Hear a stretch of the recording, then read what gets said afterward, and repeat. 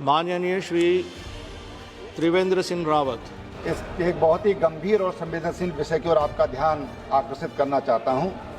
उत्तराखंड के देहरादून, हरिद्वार, नैनीताल और उधम सिंह नगर जिलों में रात के समय अवैध रूप से संचालित खनन ट्रकों से बल्कि आम जनता की सुरक्षा को भी गंभीर रूप से प्रभावित कर रहा है। खनन माफिया द्वारा रात के समय ट्रकों का अवैध संचालन धड़ल्ले से किया जा रहा है। किसी वैध अनुमति के खनिजों का परिवहन किया जाता है और स्थानीय प्रशासन से मिली भगत के चलते स्थिति और भी भयावह होती जा रही है। कहे कि सरकार तत्काल इस गंभीर समस्या की ओर ध्यान दे और प्रभावी एक विशेष टास्क फोर्स गठन किया जाए।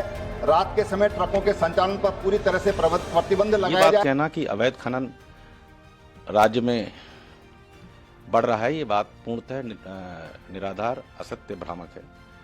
जो खनन राजस्व है उसमें बहुत तीव्रता से वृद्धि हुई है कि कहीं ना कहीं नियंत्रण लगा है, प्रभावी नियंत्रण लगा है खनन अवैध खनन पर। वो हमेशा वैध प्रपत्र के साथ निकलता है। माननीय श्री त्रिवेंद्र सिंह रावत। धन्यवाद अध्यक्ष जी। मैं आज इस एक बहुत ही गंभीर और संवेदनशील विषय की ओर आपका ध्यान आकर्षित करना चाहता हूं। उत्तराखंड के देहरादून, हरिद्वार, नैनीताल और उधम सिंह नगर जिलों में रात के समय अवैध रूप से संचालित खनन ट्रकों से संबंधित है। यह मुद्दा न केवल कानून और पर्यावरण सुरक्षा के लिए खतरा बनता जा रहा है, बल्कि आम जनता की सुरक्षा को भी गंभीर रूप से प्रभावित कर रहा है।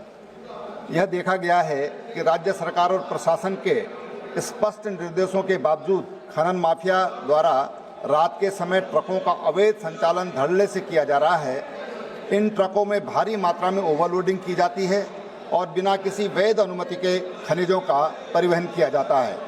इन अवैध गतिविधियों के कारण राज्य में सड़कों, पुलों और अन्य बुनियादी ढांचे को भारी क्षति हो रही है, जिससे आम नागरिकों के लिए आवागमन कठिन हो गया है।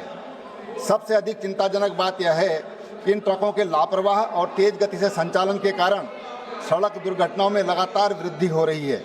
कई निर्दोष लोगों की जान जा चुकी है और कई घायल हुए हैं।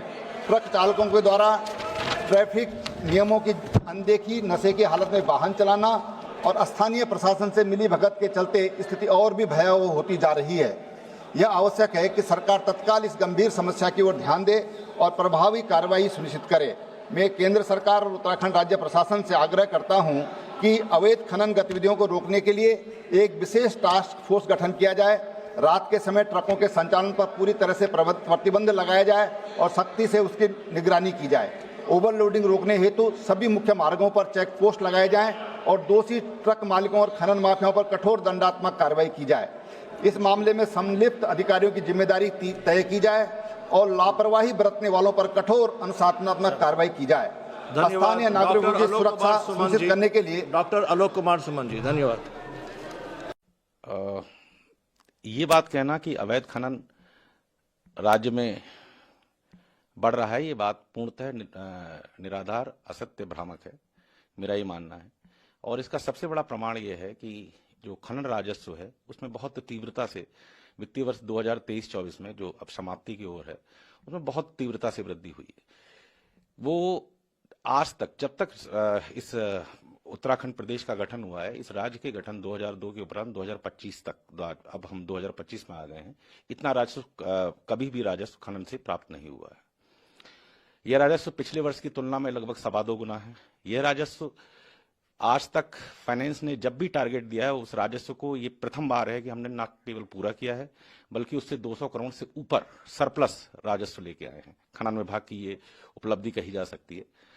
और इसके अतिरिक्त इस सब के पीछे इससे ये सिद्ध तो होता ही है कि कहीं ना कहीं नियंत्रण लगा है, प्रभावी नियंत्रण लगा है खनन अवैध खनन पर।